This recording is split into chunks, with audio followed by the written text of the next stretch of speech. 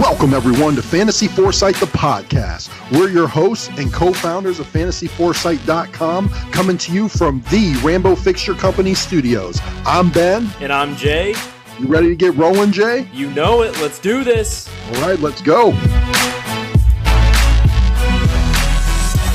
Welcome in, everyone. It is Tuesday, September 29th, and we've got our guy Steve at FF_encyclopedia back with us. And in this episode, we'll be covering a full review of our Week 3 buys and sells, Jay's league-wide injury update, my observations from around the NFL through 3 weeks, and saving the best for last, we'll round it out with Steve's Week 4 waiver targets. Lots of great info and insights to get to. And once again, Fantasy Foresight, the podcast, is live. How you doing tonight, Jay? Ben, Week 3. More predictable, but it's fantasy football. It's a crazy game. Why do we do this? Because we love it, I guess. I don't know. Picked up some lucky wins, picked up some unlucky losses. It was just another week in this crazy game we play. Steve, how are you doing tonight, my friend? Pretty good. It's one of those things where while the fantasy football world crumbles around me, the real life football world of the 2-1 Cleveland Browns is propping me up right now. So, like we always say, you just keep on grinding, keep doing it week to week. It's way too early to write off any kind of season. And that's what we're here for, right, guys? It's a battle. It's a grind. And you're right, Steve. That's exactly why you're here. Sounds like your fantasy season, though, is a lot like the Philadelphia Eagles' real season. I don't know if it's that bad. Well, fantasy football is certainly a war of attrition, yes, and the is. war has started much sooner than it typically does, and it is far more widespread than what I think we are typically used to seeing. But quick disclaimer, if this is your first time listening, just know that we're speaking in terms of single QB, full PPR redraft by default, and all of our fantasy finishes as well as fantasy points per game calculations are all based on full PPR limited to weeks 1 through 16, according to fantasypros.com. All right, I let you all know on Sunday that we expected a marquee accuracy week on this podcast, and man, did Total Foresight deliver. First up was one of the few but understandable disappointments of the week as we were buying Tennessee Titans quarterback Ryan Tannehill at an aggregate projection of QB 17. He ended up finishing as QB 24, so Total Foresight got that one wrong. However, he still threw for over 300 yards, but like Steve accurately predicted on the podcast, it could just be one of those weeks where Derrick Henry finally gets into the end zone, and that's exactly what happened, and that's the only reason I think that we got this one wrong. And so Travis was the only one amongst us to sell that one. The rest of us bought, exactly, and it's a rough start, but an understandable one. Like I said, he played well. He sure didn't play like Lamar Jackson, so we're good. That one hurt, man. I actually picked up Ryan Tannehill in our League of Records, started him out over Matty Stafford, and I was all in, and I just that was a frustrating one for sure. Yeah, I mean, just like you said, Benny, and I had mentioned it on Sunday, was is it going to be a Derrick Henry day? So, I don't know right off the top of my head. I don't have it in front of me, but I'm really curious if just even one passing touchdown, what kind of a difference, and how closely usually the week to week, end of week quarterback rankings are. But hey, like you said, we whiffed on this one. Yeah, and I think we would all also agree that better days are ahead for Ryan Tannehill. So, you just got to look at the matchup and see how the offense would most likely attack that opposing defense and decide if you think it's going to be a big Derrick Henry week or a big Ryan Tannehill week and go from there. Next up, we were all right on the San Francisco 49ers backfield in Jerick McKinnon and Jeff Wilson Jr. Total Foresight was buying both of them at an aggregate projection of RB 41 for McKinnon and RB 77 for Wilson. We were both correct because McKinnon finished as RB 14 and Jeff Wilson finished as RB 10. So nailed both of those in a big way. Yeah, Jerick McKinnon went 14 attempts for 38 yards and a touchdown, got 12 targets targets, but only converted those into 6 catches for 24 yards and no touchdowns. And Jeff Wilson Jr. Only converted 15 rush yards off 12 rushing attempts, but he got in the end zone. And better yet, he caught 3 receptions on 3 targets for 54 yards and 1 touchdown. All of us got that one right.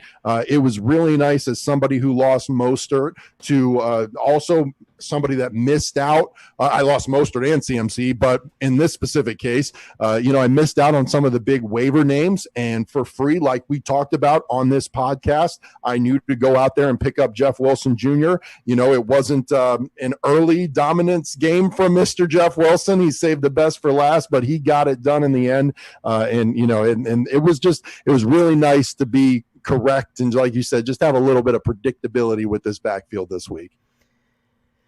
Yeah, you know what? And it's going to be interesting to see what we see going forward out of this backfield, because Jerick McKinnon, I'm going to cover it a little bit later in the injury update, but, wasn't in a lot of the second half, did show up later in the game, but some question marks around his health heading into week 4. So it could be the Jeff Wilson Jr. show in week 4. So nice pickup by you, and nice heads up by the Fantasy Foresight podcast heading into week 3.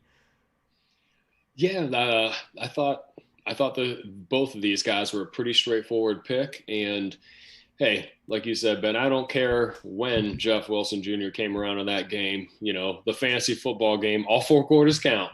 So, we were able to hit that one. Absolutely. And then in my most satisfying correct pick of the week, we've got Chicago Bears wide receiver Allen Robinson. He has been on this podcast every week so far. We got it right with him in week 1. We got it wrong with him in week 2. And I knew there was absolutely no way that this man was not going to live up to wide receiver 33 aggregate projections this week. Of course, we got this one right because the man finished as wide receiver 4 overall. He had 10 catches on 13 targets for $123 and a touchdown. I would like to make note of that catch rate. 10 receptions on 13 targets. Now, half of this production was with Mitch Trubisky. The other half was with your guy, Nick Foles, Jay. And, I think that going forward in this offense, better days or better, more consistent days are going to be in Allen Robinson's future with Nick Foles at the helm. I'll tell you what, man, I went against Allen Robinson for one fact. You wanted me to trust Mitch Trubisky, and I refused to do so.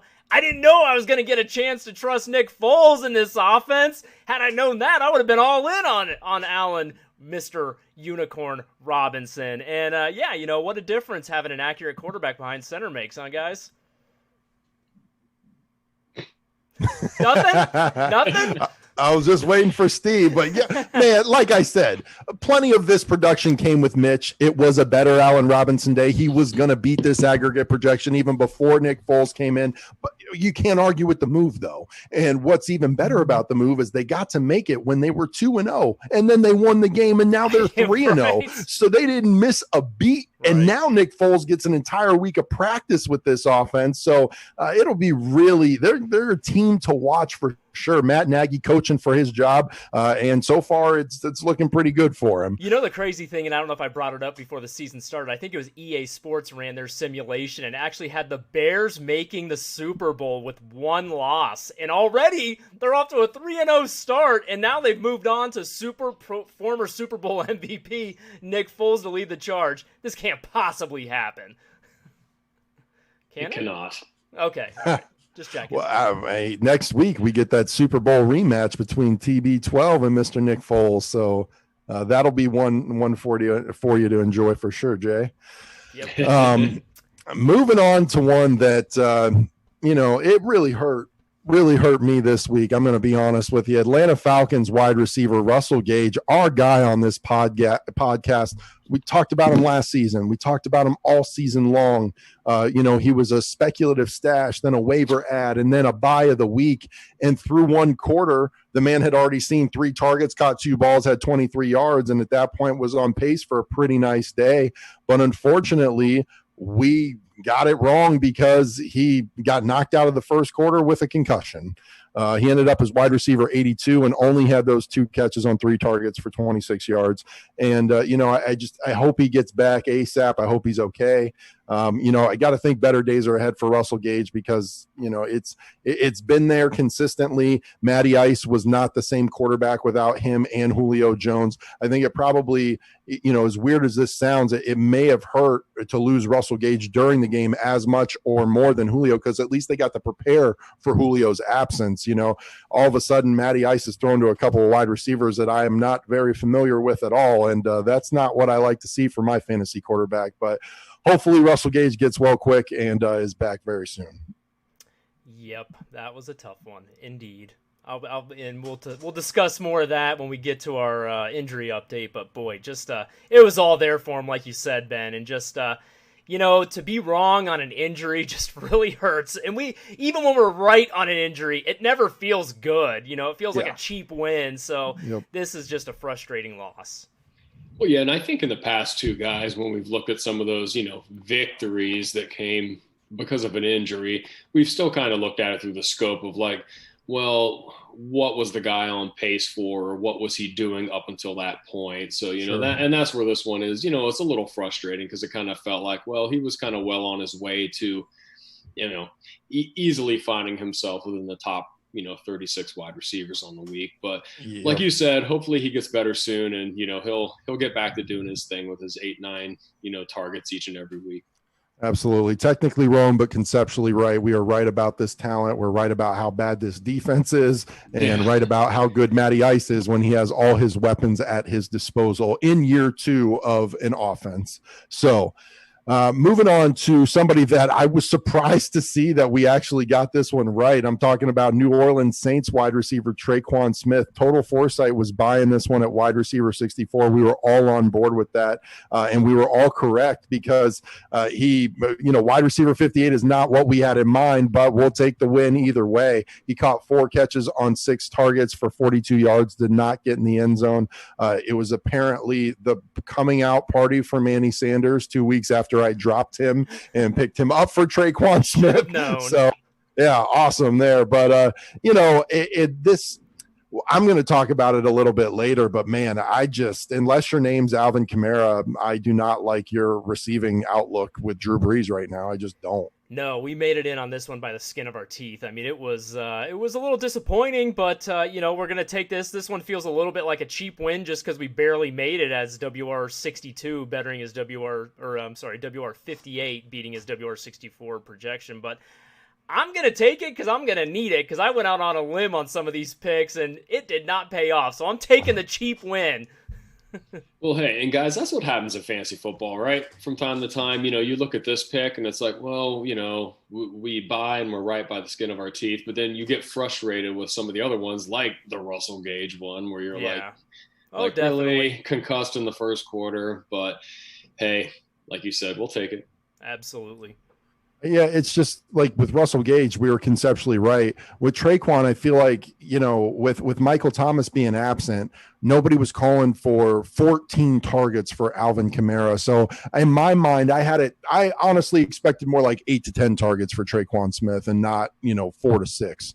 Hopefully we'll see what happens with that offense. We'll see if Tre'Quan Smith is somebody that I tell you to roster going forward. And moving on to our next buy of the week at Total Foresight, we had Tennessee Titans tight end Jonnu Smith.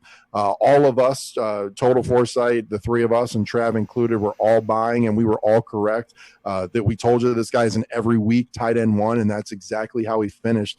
He finished as tight end 10 overall, had 5 catches on 8 targets for 61 yards. And, he didn't get in the end zone, but still tight end 10 in a PPR format with all those catches. So, Jonnu Smith is somebody that I really like and somebody that you can count on every single week to give you that rock solid floor. And he's got that upside too. Yeah, I mean, I was happy about this one. We expected a lot out of the quarterback position for Tennessee. Didn't quite get it in the end zone, but I was happy to see that Jonnu Smith at least beat his projection and made us right without getting in the end zone. So that just proves that conceptually we were right, that the volume was there, the yardage was there, it was all there for him. So this one felt good. I'm just looking at the next one and I'm already frustrated. Yep. And yeah, I think we did a good job on this one. I mean, guys, he's not going to get in the end zone every single week, so it's nice to see him finish up there in that, that tight end one range without necessarily having to have, the touchdown or the big play in order to get there. So if you're a Jonnu Smith manager, you're feeling pretty happy about that late round tight end pick at this point in time. All right, good job, Jonnu. Now, let's move on to Mr. Drew Sample of the Cincinnati Bengals. You mean Drew O.J. Howard? Is that what kidding. You're talking about? My goodness. You're playing the pathetic Philadelphia Eagles defense. The Cincinnati Bengals, with a great rookie quarterback, should have been able to sling the rock all over the place, and Drew Sample should have feasted. What did he end up with, Ben? 1 target, 1 reception, 1 yard. What? End of line. That is literally with having a kid. You couldn't have done worse with. Tight end 55, by the way. I didn't know that 54 other tight ends scored fantasy points. Yep. So I would like to take this moment to say, I hope that you only spec stash this guy. However, if you did make a spot start for, say, a George Kittle, I will sincerely apologize. I feel like Drew Sample's been like my guy the past week. And it's not, you guys know it. I've spent fab in some leagues to get this guy. And then there's other leagues where, I've been like, oh, well, he's just sitting out there. Maybe I didn't have to spend any fab after all.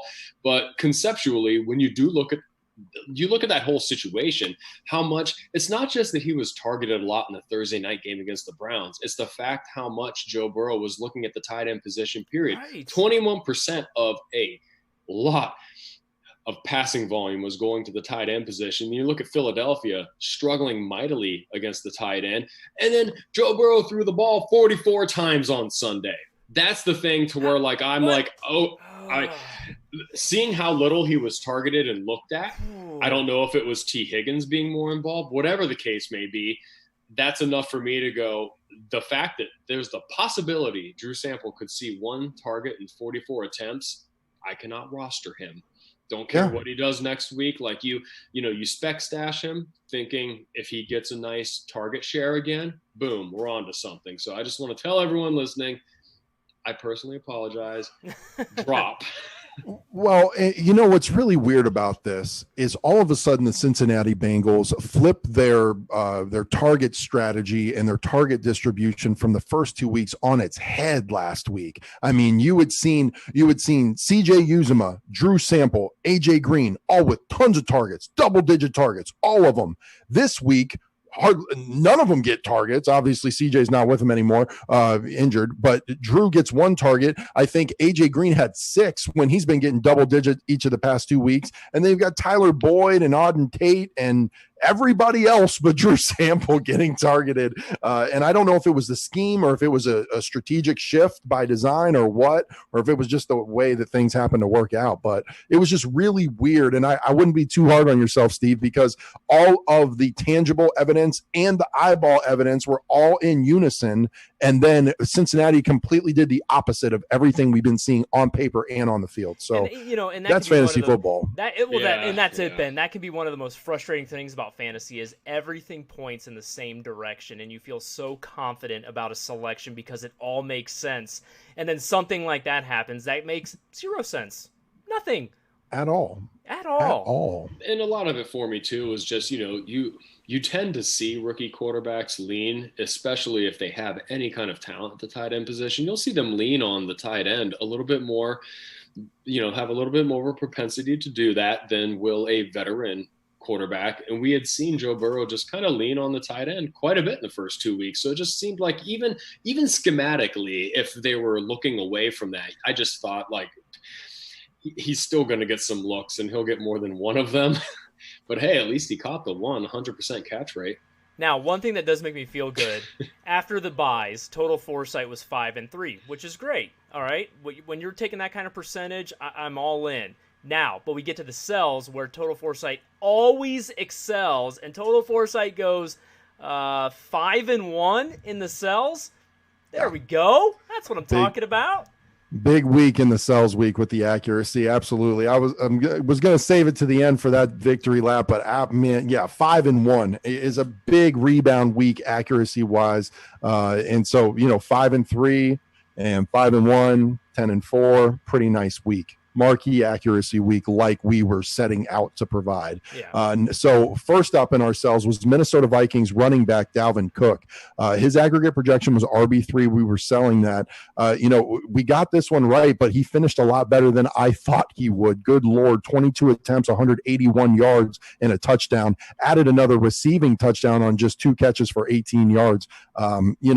We were trying to tell you that again, nothing we had seen to this point in the season said anything like RB3. We were just telling you to manage your expectations, not saying don't start him, just expect more of a back end RB1 type of week from him. He gave you a middle of the road RB week, which is still a little bit different than the upper echelon, but man, you're never going to complain about 200 total yards and 2 touchdowns. Yeah, no kidding. I think we actually said, obviously you're going to start Dalvin Cook and you're still expecting him to be an RB1 and finish in the top 12 at the position this week. It's just, you can't expect him to finish in the top 3 because like you said, Ben, nothing told you that was going to be the case. And we said Total Foresight was actually being a little generous, ranking him as RB7, and the guy finished as RB6. So Total Foresight really nailed his projection right on the head. So kudos to Total Foresight for getting that accuracy correct.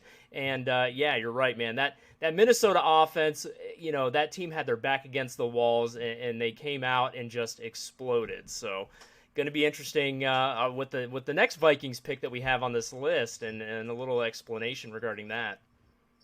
Yeah, I'm just in the same boat as you guys. I did not foresee this kind of an explosion coming. I thought, if anything, they were going to have to amp up the passing game a bit, which they did and did so successfully. And teaser, there's definitely going to be at least one Minnesota Viking, if not 2, that we talk about as far as waiver ads next week, because they got a nice matchup with Houston. Absolutely. Speaking of Houston, our next sell of the week that we got right was David Johnson, the running back for the Texans. We were selling an aggregate projection of RB13. Total Foresight had him ranked as RB24. And where did he finish? RB25. Total Foresight all but nailed that one. Definitely got it right. We said, David Johnson's fine. Bill O'Brien, not so much. That Pittsburgh D, not so much. That offensive line, not so much. And what did we get? 13 attempts for 23 yards. Luckily, he got in the end zone to save his day. He did add another 2 receptions for 23 yards. Finished his RB25. Definitely didn't kill you, but definitely is not that RB13 that you were getting projected either. So glad that we got that one right, and hopefully you managed your roster accordingly. I got to go back and pull up Clipcast because I think I said I could see him having like 38 yards and 2 touchdowns, and he had 46 yards and 1 touchdown. It was close. I could have used that extra score, though. Yeah, sure. No, it's funny you say that, Jay, because I was just sitting there thinking in my head, I'm like, I'm pretty sure I said something along the lines of, he's going to have to get in the end zone once. Well, actually, probably at least twice. Yeah. And it's funny because it's like, well, he got the one, but he definitely needed at least another one. Yes, he did. Yes, he did. That's good stuff.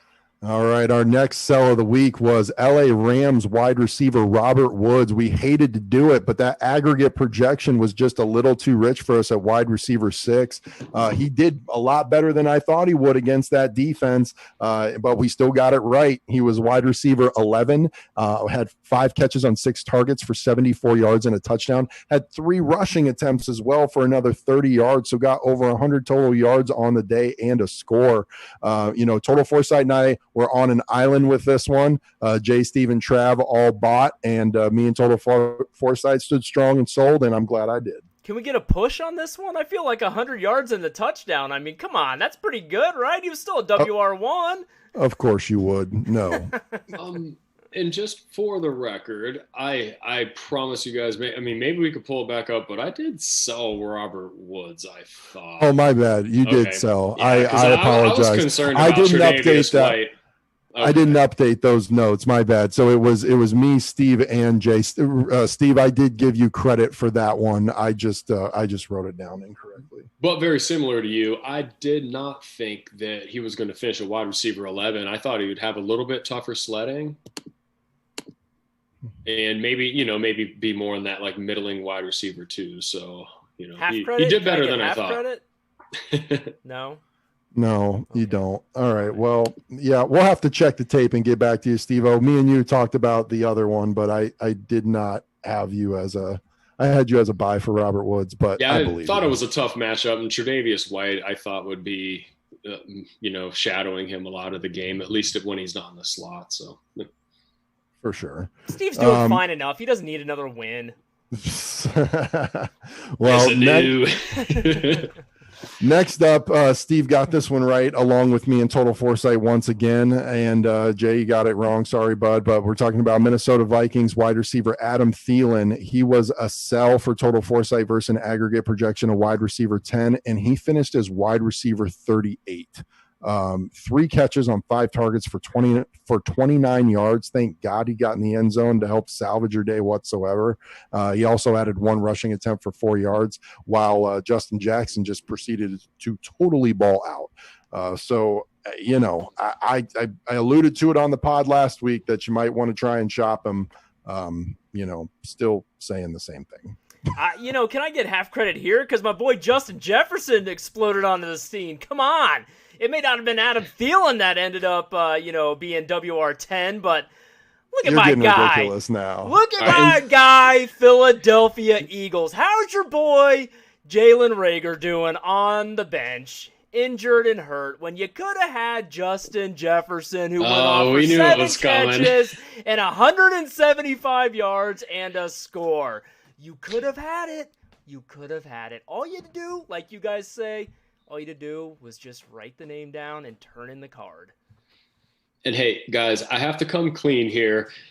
This is the one that I did not get right. I did buy Adam Thielen. So I think maybe just Robert Woods and Thielen for me got kind of flip-flopped. Well, then the record's all accurate. Yeah. It's all good. But in kind of maybe like Jason, could I get like a halfie? Because in theory, I was like, hey. No halfies. Stop this passing game's going through Adam Thielen. Kirk's going to have a better game. And, just. I mean, if anybody's getting some charity, it's going to be me on this next guy with Tampa Bay Buccaneers tight end Rob Gronkowski. We were selling an aggregate projection of tight end 15 because both Bruce Arians and Rob Gronkowski came out and said that he was just there to block and that he was surprised he got as many targets as he was. He ended up as tight end 11, 6 catches, 7 targets for 48 yards, no touchdown. I joked about this, but in hindsight, it should have been a big, bright neon sign. If you've ever seen the movie Lucky Number 11, you've got to appreciate the apparent Kansas City shuffle that Arians and Gronk pulled on everyone this week. Whatever, Gronk. I'm speechless. There is no, dude. And people are going to go buy in on Gronk heading into week 4, and he's going to put up 0 catches on 2 targets for nothing. Hey, it was nice seeing Gronk doing an entire game what he used to do. I just feel lied to, Steve. They were trying to trick us, and I don't appreciate it. And it worked. It did. They got me, and I don't like it. No, I thought the same thing whenever I saw he actually had 7 targets. I'm like, ridiculous. Of course. Absolutely. You know that was game planned in there. And now, unfortunately, with Chris Godwin's injury, maybe he will continue to get targets. Who knows? I don't know. Or it just might be his ceiling. Yeah, I was going to say, not a gamble I'm taking, and I'm mad at him for lying to us. So. But you know what? As frustrating as that one is, I got to say, I feel like we thoroughly nailed the Jack Doyle situation on our final pick and ourselves this week, because we all talked about it and we all thought about exactly what we should expect, and that's exactly what occurred. Absolutely. Indianapolis Colts tight end Jack Doyle was aggregate projected tight end 17. Total Foresight, all of us were selling this one. We got it right. He finished as tight end bad and didn't even register a target. Apparently, like Gronk, apparently, like I should have also said with Gronk, I told you all not to believe head coach Frank Reich. There's just no way, after what we all saw, that you can fade Mo Alley Cox. And after 2 weeks, guess what? He was the tight end 7 in week 3 too. I mean, we nailed it. And that one, at least we can end this week feeling pretty good about ourselves, about identifying a situation, kind of seeing through all the smoke and really nailing it. That's a good one. Yeah, I wish I could have seen through all the smoke with Bruce Arians. I know, man. Who knew? I digress. I didn't think Bruce had that kind of ploy in him. I mean, yeah, I expect it from Gronk in hindsight, but yeah, right. I thought I could count on Bruce to be a straight shooter. Exactly. So if you're keeping track at home out there, Total Foresight went 10-4 this week, along with myself and Trav. Steve with the stat correction came in at 9-5, and Jay are sitting at 7-7. On the year now, the most important thing is how we're doing with Total Foresight. Through 3 crazy weeks, we are 27-19 in our buys and sells on this podcast, and it's going to get better. I'm sick of the stupidity that we saw in weeks 1 and 2.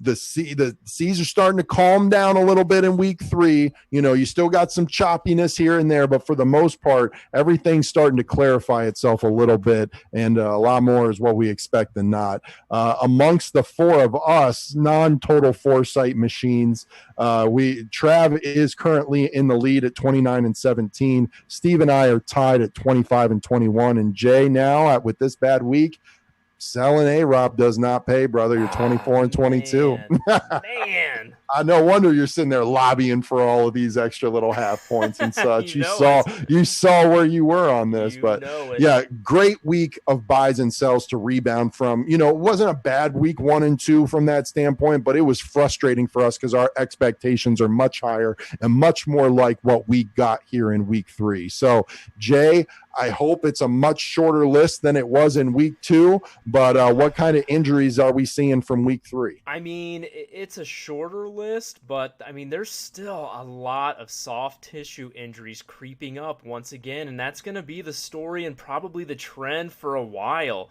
You know, I know it's not the biggest name, but Jordan Reed had really come on and played like the Jordan Reed that you used to bank on, and what happened? Yeah. Are you surprised by this whatsoever? No, and there's a couple of them. There are a couple of them. There are a couple of those coming up. So next we have Dallas Goedert, tight end, Philadelphia Eagles. This one hurt his ankle in the first half. He will undergo an MRI on that, but he's expected to miss a few weeks. Actually, I saw that he had a small fracture. Had a small fracture, so he's going to be out for a while. Deshaun Jackson. I mean, again, another guy, very surprised he made it this long, but, you know, it was just a matter of time, but he has now gone down with injury. He pulled a hamstring, so he's going to be out. He did not finish the game. The Eagles, at the end of the game, were using tight end Richard Rodgers and wide receiver Deontay Burnett.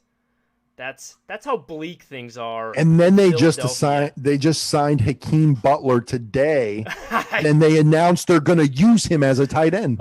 Yeah, dude, it's a mess. You could have had Justin Jefferson, okay? Could have had okay.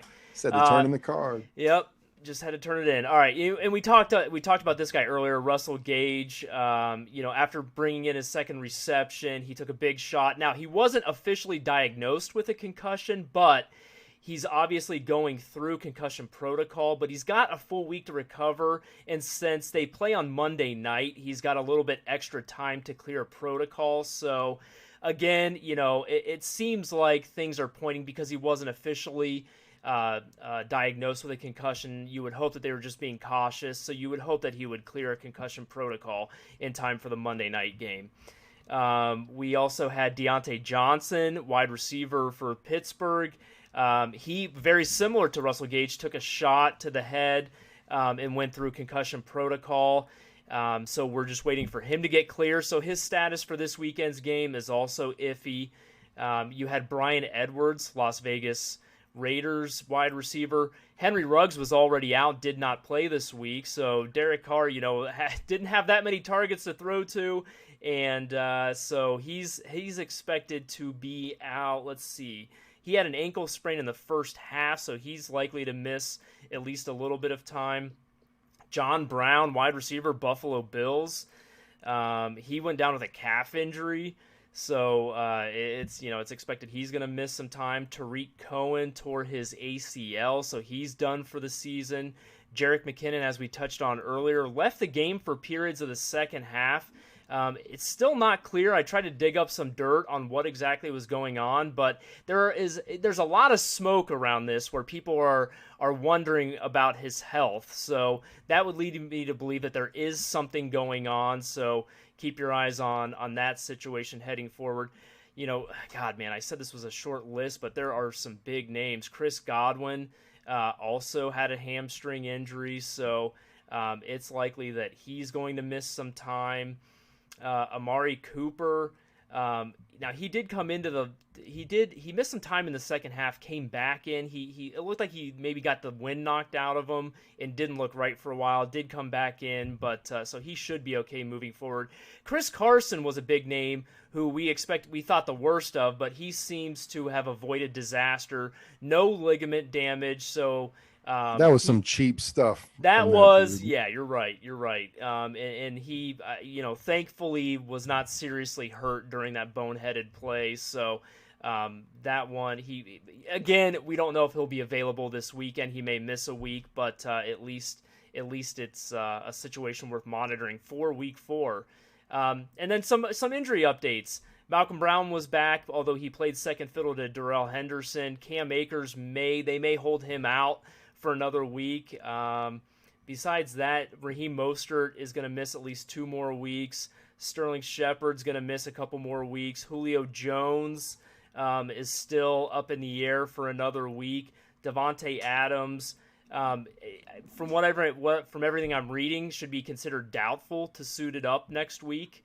And then, Christian McCaffrey's out a couple more weeks as well. So still a laundry list of some marquee players in the league, still nursing some injuries and going down again with soft tissue injuries and ACLs. Absolutely. And, hopefully it got better from week 2. Hopefully it Which is crazy that you have all those big names and serious injuries, and that was better. And then we've also now got this craziness with the Titans and all the COVID positive stuff. Yeah. And now the team that they played, the Minnesota Vikings, are also impacted. Both of their facilities are shut down right now. It sounded a lot bleaker earlier on. And as the day went on, it started to sound like there's more optimism that both teams are going to be able to play this weekend. But that's definitely something that's hour to hour, day to day, that everybody needs to keep an eye out on. If you have any Titans or Vikings or either of their opponents players, you need to be thinking about that tonight before you hit the waiver wire, just in case.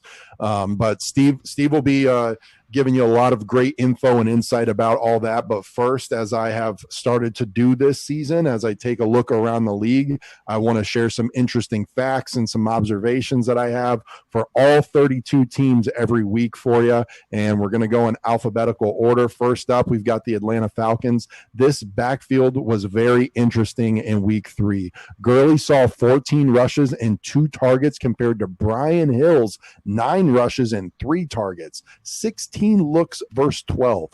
Pretty 50-50, as was their fantasy production. Gurley had 14.2 PPR fantasy points, and Brian Hill had 14. Just a 0.2 point difference there. And without Julio and unexpectedly losing Russell Gage in the first, Matty Ice was just QB 27, a far cry from his QB 8 and QB 6 performances over the first 2 weeks. So on top of Julio and Russell Gage and monitoring them, keep in mind that directly impacts Matt Ryan as well. So if you're somebody that's rostering him, you need to keep an eye on what's going on with that receiving core also. Moving over to Arizona, DeAndre Hopkins leads the league in receptions, receiving yards, and is wide receiver 5 overall, despite having just 1 touchdown. As good as he's been, he could be in store for even bigger and better things as those TDs start coming. Through 3 weeks, Kyler has been the 3rd most consistent quarterback, finishing as a top 5 QB 2 out of 3 times. Moving on to Baltimore, through 3 weeks, Lamar Jackson is now just QB 12 and Mark Andrews is just tight end 10. Who saw that coming? In Buffalo, through 3 weeks, Cole Beasley is 25th in the league in targets with 20, seeing 7, 6, and 7 so far. And of course, Josh Allen is now your QB2 overall, and Stephon Diggs is wide receiver 6. Oh, and by the way, tight end Tyler Kroft scored twice Sunday and finished as the tight end 2 overall. Was it a fluke? Maybe, but you got to keep your eye on that one, man, with that explosive offense and that QB that Josh Allen is, all of a sudden, any pass catcher in that offense is extremely valuable. So somebody like John Brown goes down, understand that there's targets to go around there. And moving over to Carolina, Mike Davis has now seen 17 targets over the last 2 weeks. Christian McCaffrey, before he got hurt, pretty much played 2 full games and only saw 9. Clearly, Mike Davis is a big part of that pass game and should offer a nice PPR floor, at least until CMC returns. I mean, he finished as RB9 in week 9. Good start. In Chicago, and before we move on from Mike Davis, if you're somebody that spent a lot of fab on him and played him or stashed him, you got to be happy with what you saw. And in Chicago, even though about half of his targets came from Mitch, it is noteworthy that Allen Robinson had a 77% catch rate and was able to convert that into wide receiver 4 overall. With Foles at the helm, A-Rob should see higher quality targets. But however, I will say, though Foles threw 3 touchdowns to 1 interception, his 55% completion rate was worse than Mitch's 59% before he got pulled. Just had to throw that in for you, Jay. Thanks. Foles is the right choice when you use your eyes, but facts are facts. Just keep an eye on things. In Cincy, after drastically leading the team in targets each of the first 2 weeks, A.J. Green was a distant third with 6 targets behind Auden Tate's 9 and Tyler Boyd's 13. And I got to be honest, at least to this point, the other receiving options in this offense have capitalized on their targets far more than A.J. has. So that is something to keep your eye on as well. In Cleveland, it is an undoubted 2-headed monster in this backfield. Chubb's 20 total touches were only 2 more than Hunt's 18. On the year, Chubb only has 7 more total touches than Hunt. Chubb currently sits at RB8 and Hunt sits at RB13. And did you see that one-handed catch on Sunday, a la Odell Beckham falling away? Wow. And in Dallas, for all those panicking after his pedestrian finish in week 1, Dak has now put together back-to-back top 4 fantasy finishes and is currently QB4 overall. So hopefully he didn't overreact or anything after week 1.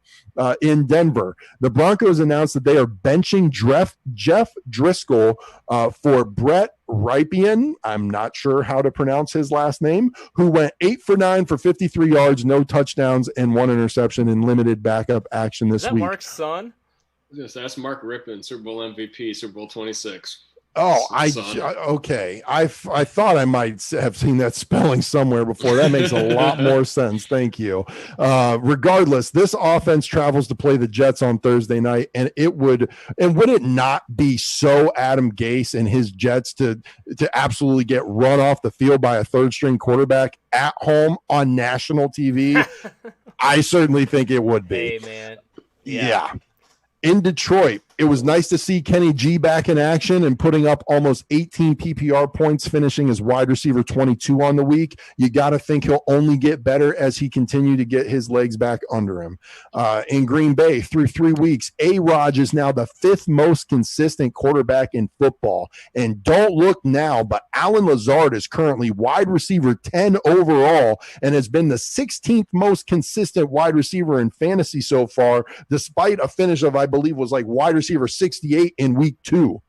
In Houston, after a disappointing week 1, Randall Cobb is now wide receiver 29 over the last 2 weeks. So, we were right about him conceptually in week 1. We just got it wrong that week. Keep your eye on Houston Texans wide receiver Randall Cobb if you need a one at the end of your bench. And to be fair, after week 1, we said, hey, we needed to see it for a couple of weeks to be able to trust again, and now we've seen it for a couple of weeks. So there you go. Absolutely.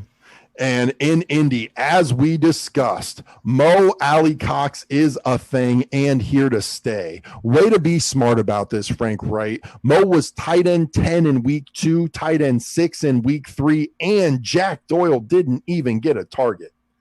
Moving over to Jacksonville, James Robinson, ladies and gentlemen, has now finished as RB34, RB9, and RB4. Admittedly, Thursday was the first time I got to watch an entire Jags game this year, and man, it was clear that he is Jacksonville's unquestioned best offensive weapon. I hope Jay Gruden takes a long, hard look at that film and knocks this Chris Thompson crap off. Hey, easy. Keelan Cole's still on that offense, so it may be like 1A to his 1B as far as best offensive weapon. I love me some Keelan Cole, but that man has never in his life looked like James Robinson looks on every single down. But they would also be wise to target Keelan Cole the most out of the wide receivers that they have not named DJ Shark. So maybe you might have fared a little bit better on Thursday night had you not thrown to Chris Conley so much. Think about that. Moving over to Kansas City, like we've said all summer, when Sammy Watkins is on the field, he leads that team in targets. Despite getting knocked out of game 2 super early, he's still wide receiver 32 overall, and in week 1, he saw 9 targets and converted that to 21.5 PPR fantasy points, and in week 3, he saw 8 targets and converted that into 13.2 PPR fantasy points. Don't sleep on Sammy. He's for real in that offense with Pat Mahomes throwing him the ball. I hope that's all I should have to say. He's Pat Mahomes' leading target. That's it. In LA for the Chargers, I got to say, I feel so bad for Tyrod Taylor, man. Such a raw deal, having his lung accidentally punctured by supposedly the team doctor. And while everyone is joking that Justin Herbert was that supposed team doctor, I'm actually starting to wonder if it was Keenan Allen, because no one has benefited from this QB change more than Keenan Allen has. He went from wide receiver 60 in week 1 with Tyrod to wide receiver 20 and wide receiver 3 in weeks 2 and 3 with Justin Herbert. And if it wasn't Keenan Allen disguised as this team doctor, it was probably Austin Eckler, who's experienced a similar ascension with the QB shift from Tyrod to Herbert. He went from RB35 with Tyrod in week 1 to RB15 and RB3 in weeks 2 and 3 with Herbert. So from a fantasy perspective, Justin Herbert is having a very nice impact on the other players in this offense. So pay attention to that, target trades and consider that stuff accordingly. Moving over to the Rams in LA, look at all the fantasy relevance on this Rams offense. Jared Goff is QB9 overall. Did y'all know that? QB9 overall, and he's finished better and better each of the first 3 weeks. Over the last 2 weeks, with increased opportunity, Darrell Henderson is RB12 overall in that span, finishing RB10 in week 2 and RB11 in week 3. Plus, Robert Woods is currently sitting at wide receiver 12. Cooper Kupp is wide receiver 18. And Tyler Higbee is tight end 4. And by the way, in week 4, keep an eye on that defense and special teams at home versus the Giants. Crazy fantasy relevance all over this LA Rams offense, and they went on the road and they gave Buffalo everything that they could handle. So, keep your eye on the Rams throughout this season for sure. They look like a legit contender. Moving over to Las Vegas, wide receiver Hunter Renfro has seen more targets every week over the first 3 weeks. He was tied for the most wide receiver targets on the team in week 2 and outright led Raiders wide receivers with targets with 9 in week 3. In fact, his 20.4 PPR points in week 3 are more than 2 times as much as any other Raiders wide receiver has scored in any week yet this season. He's looking like the most reliable wide receiver fantasy option on this team currently.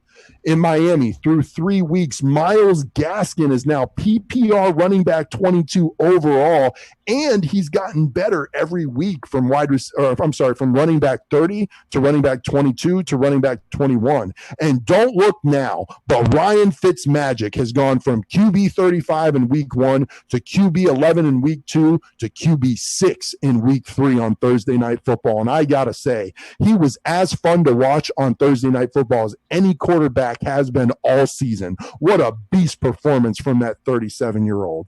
In Minnesota, for all those who drafted Adam Thielen as their wide receiver 1, I hope you got the win in week 1 because he hasn't been startable since then. He's now just 22nd in wide receiver targets and is the focal point of opposing defenses in that passing game. If he gets another big game, don't make it obvious that you're shopping him, but include him in every package you offer to people. And hey, if you're still a believer, now's a great time to buy low, but I wouldn't recommend it. In New England, Listen, I'm not going to get into the numbers, but if James White is still out in week 4, then go get Rex Burkhead. Sony had a great game on the ground, but in PPR formats without sweet feet on the field, I really liked what I saw from Rex. But let me tell you something. If and when James White comes back, I bet on him getting featured his first week back based on all the sentiments coming out of this team about him. Moving over to New Orleans, Kamara's value, running back Alvin Kamara, as everybody in the world should know, his value will never be higher than this year because Drew Brees looks legitimately frightened to drive the ball downfield. I mean, Kamara saw 14 targets. Wide receivers Traquan Smith and Manny Sanders saw just 6 and 5 respectively. Combined, they did not get what Alvin Kamara got. And beyond that, no one saw more than 3 targets behind Traquan Smith and Manny Sanders. At nextgenstats.com, you can see that Drew Brees is dead last in intended average air yards with 4.8. He was looking to dink and dunk it to Kamara all day long. And like I said, he looked like he just was not interested in throwing the football down the field whatsoever for the vast majority of the game. So we'll have to see if that changes when Michael Thomas is back. But they weren't setting the world on fire in week 1 prior to the injury, so it'll be interesting to see for sure. For the Giants, the most fantasy relevant note about the Giants is to target DSTs that play them every week. That's it. For the Jets, your only hope is still that Adam Gates gets fired, but I do have a bright spot for you here. I'm serious, Jets fans. Wide receiver Braxton Berrios has put up 17.9 and 16.4 PPR points in each of the last 2 games. In that 2-week span, he is wide receiver 15 in the NFL. It may feel dirty, but don't be scared to throw a dart at Berrios, especially if you're someone who may now be without Julio and Russell Gage. In Philadelphia, Miles Sanders is who we thought he was, totaling more than 100 yards from scrimmage in each of his first 2 games, which is good for the 10th most consistent running back in football currently. Also, Greg Ward has now led all Eagles wide receivers in targets in 2 of 3 weeks so far. In Pittsburgh, after his stupid week 1, James Conner has now rushed for 100-plus yards in weeks 2 and 3. Also, yeah, no kidding. Juju is definitely back. Through 3 weeks, he's been the 11th most consistent fantasy wide receiver in football. In Seattle, through 3 weeks, the Seahawks have the wide receiver 2 overall and the wide receiver 6 overall in Tyler Lockett and DK Metcalf. And of course, Russell Wilson is the QB1, looking like he's trying to go for his first ever MVP. Seattle is as fun to watch this season as anyone.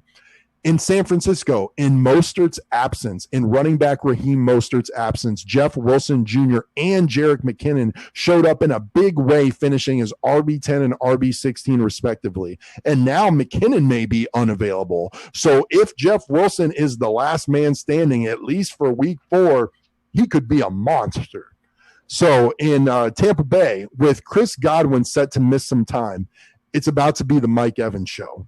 And Scotty Miller could be a desperation option once again, and maybe we'll see Gronk continue to get targets. Who knows? Over in Tennessee, so far, DH Derrick Henry, running back, has eclipsed 100 rushing yards 2 out of 3 times and 80 rushing yards each game for a total of 319 rush yards, which is currently number 1 amongst all running backs in the NFL. So that's very important to note because his down weeks are not what they used to be now that Ryan Tannehill is at the helm in that offense. So DH is here to stay as long as he can stay healthy, and you can trust him as your rock solid RB1 every single week, even in PPR formats. And sticking with the Titans, Jonnu Smith is now tight end 2 overall and 2nd in consistency, finishing as tight end 9, tight end 4, and tight end 10 so far. In Washington, speaking of consistency, Terry McLaurin is now wide receiver 15 overall and the 12th most consistent fantasy wide receiver in football. Just imagine if he had a legitimate quarterback. It would be something to see. Now, for our favorite part of this episode, every single week, we bring to you Steve's waiver wire targets for week 4. Take it away, Steve-O.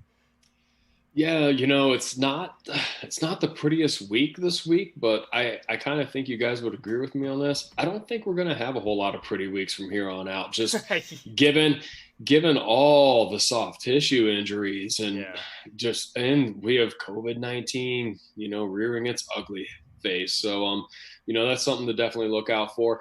And then also, I think more and more than probably ever in the past, we kind of have to view the waiver wire to a certain degree, a little more even on a week to week, like replacement basis, not so much caught up with how much is a guy going to be worth for the rest of the season. But hey, I'm Basement Steve and I'm 0-3 and I really have to get a win this week. So what am I going to spend in fab? So with all that being said, let's go ahead and kick it off. And like I always like to do, we'll hit up the running backs first because, that when you do talk about immediate need, you usually are putting fab bids on these guys with immediate need in mind. So I'll start out with Carlos Hyde, running back of the Seattle Seahawks. Obviously, it's Tuesday night. We haven't had any definite news on Chris Carson other than the fact we know he has a sprained knee. I would think that might hold him out for a week, possibly two, given that week 6 is a bye for Seattle. So if they hold him out this week, and given the fact they play the Miami Dolphins, they play the Minnesota Vikings, it would make sense that if you're going to hold Carson out this week, maybe don't rush him back. So, you're looking at a possible 1 to 2 week rental. Hyde will be the guy in the offense. And it's obviously an offense that, Russ is cooking up and you want any little bite you can take out of it. So, and Hyde, I was gonna say, and Hyde's a guy who ran for over 1,000 yards last season, so no slouch still at this point in his career. Yeah, that's what I mean. It doesn't sound sexy, but you're trying to win fantasy matchups the next 2 weeks, regardless of whether or not you're someone who's potentially losing Carson or not. If you need a running back the next 2 weeks, it's going to be tough tonight. For me, I'd probably put down between 20 and 25% of my fab budget. And again, this is based on $100. So $20 to $25 if you really need that help the next couple of weeks, because it does look like Carson will probably miss a week.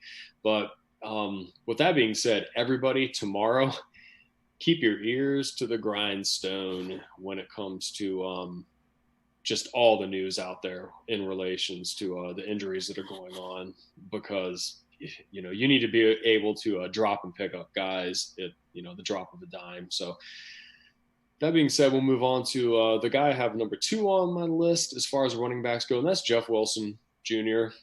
We saw what he did this past Sunday, and Ben, I think Ben's already said enough about it. He's hit on all the high points. This is a guy that you want to add. We don't know how healthy McKinnon's going to be. We know Coleman's on the shelf for a while. We're still unsure exactly when Mostert's going to be back, but we do know that Jeff Wilson looked good and he looked healthy. And this is an offense that doesn't have a lot going on right now in the passing game, even with Kittle possibly coming back this week. But they sure can run the football, and they sure can scheme for their running backs to be successful. So there's definitely some value to be had there. And again, he's somebody that I think price-wise is probably right in line with what you would put into a Carlos Hyde, and that, on the low end, 15%, but on the high end, 25%, because you should be able to get some use and some value out of him the next couple of weeks. And then, Ben, you also alluded to Rex Burkhead, running back of the New England Patriots. Especially as long as James White is out, obviously that young man, you take as much time as you need away from the game of football right now. But of course, we love watching Sweet Feet play. We wish that he's back on the field and producing as soon as he can be. And that would certainly drive the value that Rex Burkhead would have in the offense way down. And of course, this early in the week, we don't know if James White's going to be available. So you want to temper your expectations and your fab bids when it comes to what you want to spend to acquire Rex Burkhead. So, I feel like pretty safe being around that like 5 to 10% range. And of course, if Burkhead's thrust into a position, especially, they're playing at Kansas City, they're going to have to put up points, and that could game script, whether it's White or Burkhead getting the bulk of a PPR opportunity. That could be a very valuable spot play for anybody out there playing, that particular New England running back. So, like I said, 5 to 10%. And, he might be somebody, depending on the structure of your league and how deep your league is, maybe no one picks him up and maybe he's out there and you could, kind of monitor what's happening in New England and pick him up a little bit later on in the week, or make a trade, do what you have to do, accordingly. And I only have one other running back, and this is somebody I can almost guarantee is going to be on my spec stash list, but I like him enough to mention it on the waiver wire list tonight. And Ben, you talked about it and talked about Brian Hill when you mentioned how the Atlanta backfield looked this past weekend. If you can spend 1 to 2%, $1 or $2, and you have the roster capability to stash this guy at the end of your bench, so that way no one else can run out and stash him later on, this weekend. I like Brian Hill as a spec stash, especially if you're the person who manages Todd Gurley on your roster. Certainly, given how good Brian Hill looked in comparison to Todd Gurley. And, who knows how this Atlanta team, 0-3, 3 meltdowns, how this team, whether their coaching staff's going to be intact as of the next couple of weeks. Like, maybe Brian Hill gets an opportunity sooner than later without a Todd Gurley injury. But if Todd Gurley gets injured, you certainly would like to have Brian Hill on your roster, and you could do it for cheap. So that said, that shows kind of how desperate it is at running back right now. So we'll move on to wide receivers, fellas. And Jay, you knew this guy would be at the top of the list, and I don't know how he couldn't be, but Justin Jefferson, my goodness. And, he's currently only rostered in 32% of leagues, so he's pretty readily available. He, obviously went off 175 and a touchdown. And you had to like the way the Minnesota offense looked compared to the first couple of weeks of the season. And I think that, Kirk Cousins having that secondary weapon besides Adam Thielen, who clearly the last couple of weeks has, struggled being the focal point in the passing offense as far as opposing defenses are concerned. It helped Kirk Cousins. He looked great. And Justin Jefferson looked great. And, the thing is, I know rookie wide receivers don't tend to come in and have monstrous games, at least not on a consistent basis. But when you look at the fact they play at Houston, at Seattle, and host Atlanta the next 3 weeks, you're looking at him way more in the short term than you are like necessarily season long, given that, let's just face it, Minnesota's defense, they're bad this year, as bad as we've seen in a long time, maybe a decade plus. And what about, Houston, Seattle, Atlanta? Those are all capable offenses that can score points. You just have to think, like, I don't know what the Vegas over-under is on Houston. I haven't looked at that next week, but I'm sure all those will probably be higher than average.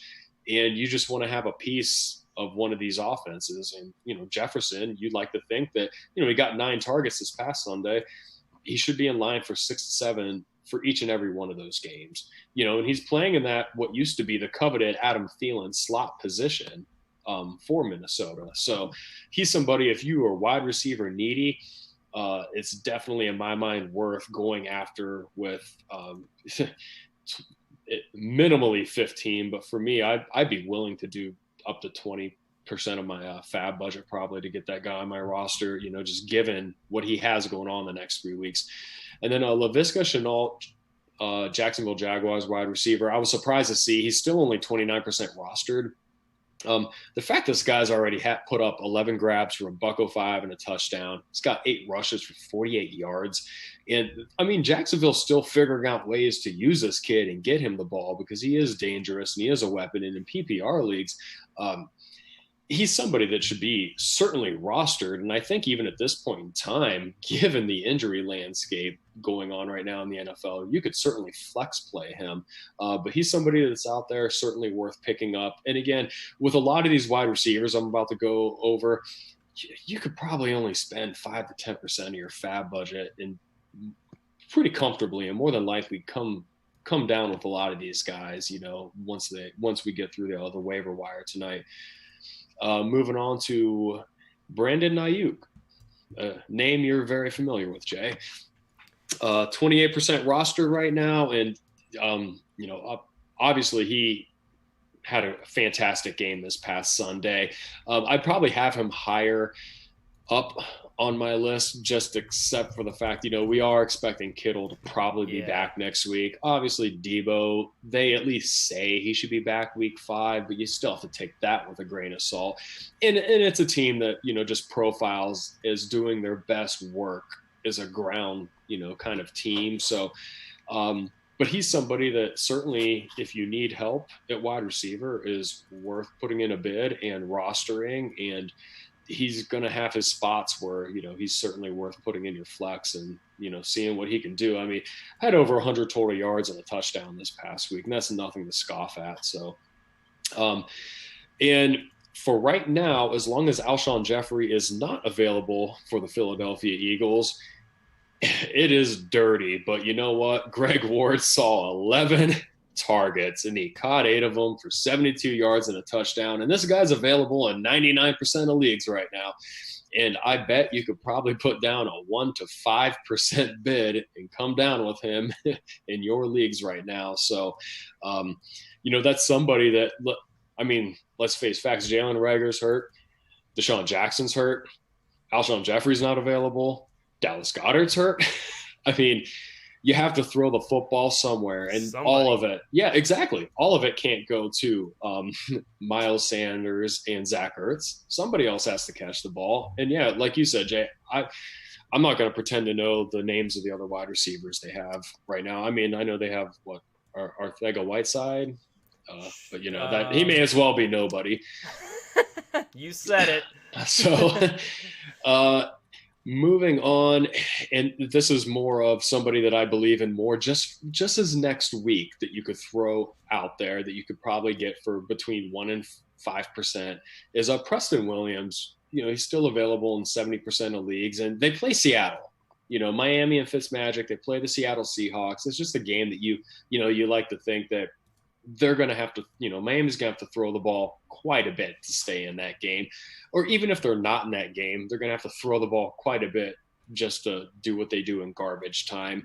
And, Williams might, see those targets here and there. So, I like everybody else I mentioned already before Preston Williams, but just for that fact that you could get him for cheap and there's opportunity there. He did catch a touchdown last Thursday night.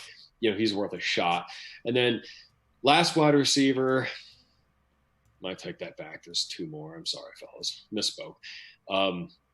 Probably my favorite wide receiver as far as like a pure stash season long wise is T. Higgins, wide receiver of the Cincinnati Bengals, only rostered in 5% of leagues. And, it's mainly because that he saw 9 targets. So, I like him as a stash because I don't want anyone out there to get Drew sampled again. So he got 9 targets this week, but, it was on the back of John Ross being a healthy scratch. So clearly they were like, hey, T. Higgins, you are the wide receiver 3 in the offense. And he produced 5 catches, 40 yards, got in the end zone twice. So I like him as you could probably put down $1 on him, 1%. And he's a stash. And see if he gets anywhere close to that target share again. Now, if he gets Drew sampled and he only gets 1 target or 2, cut bait, but you didn't have to put anything into him. And, even if you want to, wait till waivers clear and go get him for free. But somebody that I should have admittingly higher on this list, and Ben, you brought up a good point about him already, is Cole Beasley for the Buffalo Bills. He's amazingly only 10% rostered right now. And this is a guy that on the season's caught 15 balls for 228 yards so far. And, it's boring, but it's effective so far. I mean, on the season, he's got 9.8, 12, and 18 PPR points. And that's without finding the end zone a single time. And, we really saw him get leaned on with John Brown going out of the game. So, if John Brown's going to miss time, I think Cole Beasley's arrow and PPR leagues goes up even more. And he's somebody that just because it's Cole Beasley in a lot of leagues, man, you could probably get him for like 5% of your fab budget. And you could probably instantly put him in your flex, or if you need to, your wide receiver 3 spot and just enjoy like around a 10 PPR point floor. I honestly feel silly for not doing that in a couple of leagues myself this past week, but you live, you learn. And then lastly at wide receiver is Alshon Jeffrey. I don't expect him to play this week, but just because of what I mentioned talking about Greg Ward, old Mother Hubbard went to the cupboard and there's nothing there. And, hey, Alshon Jeffrey will be there eventually. And he's got a pretty brutal schedule coming up, at San Francisco, at Pittsburgh, hosting Baltimore. But if he's going to get a ton of targets, he's somebody that's worth picking up. And again, you could probably put down 5 to 10% of your fab budget and pick him up.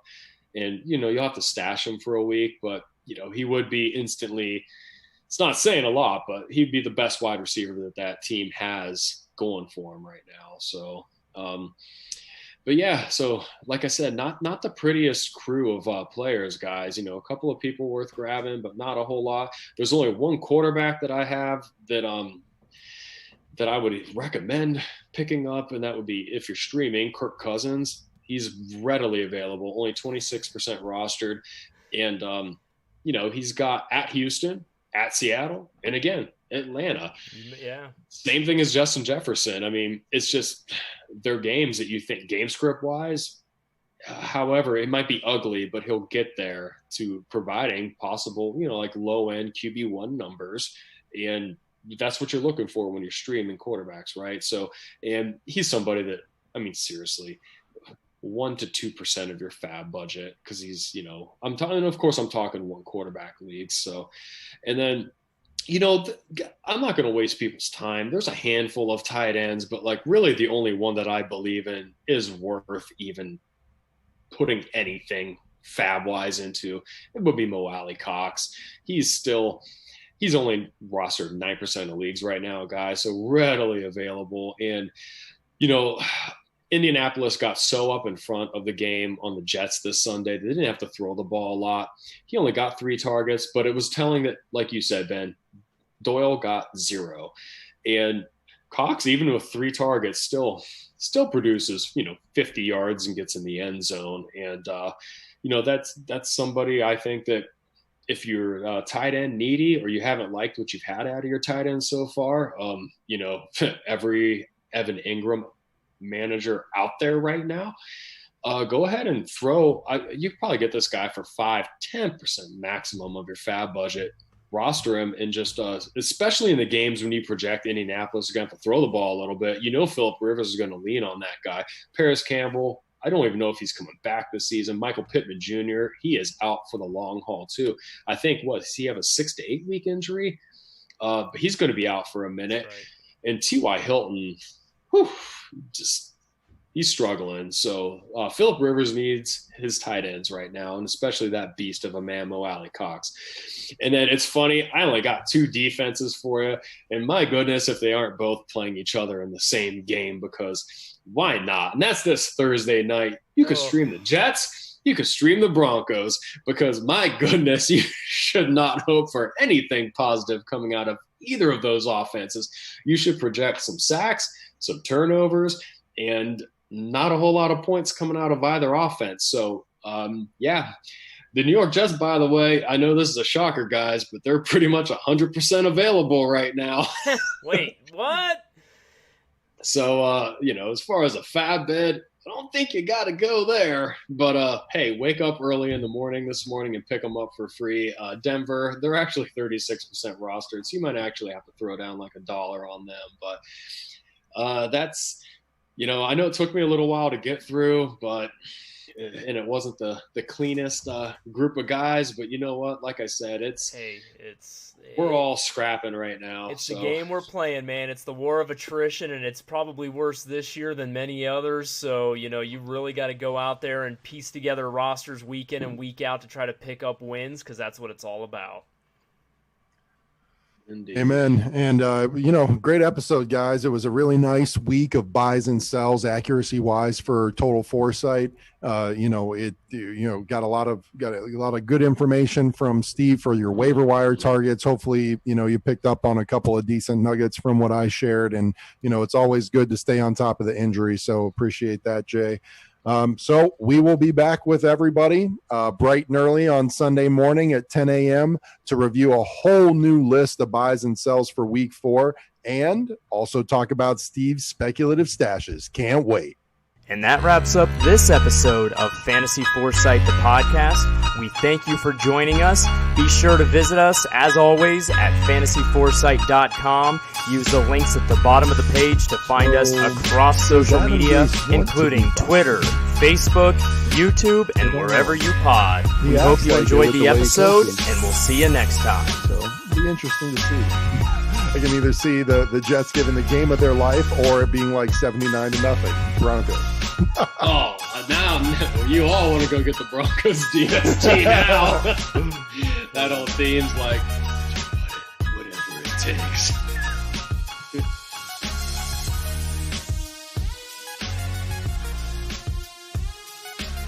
Just keep doing what he's doing and it'll be fine.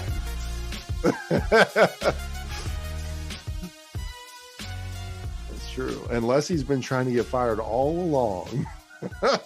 Brett Ripken throws 7 interceptions, and the Broncos are still the first team ever to turn the ball over 7 times and come away with a 30-point win. I can't believe I didn't know that's how his name was spelled. Ugh, gross.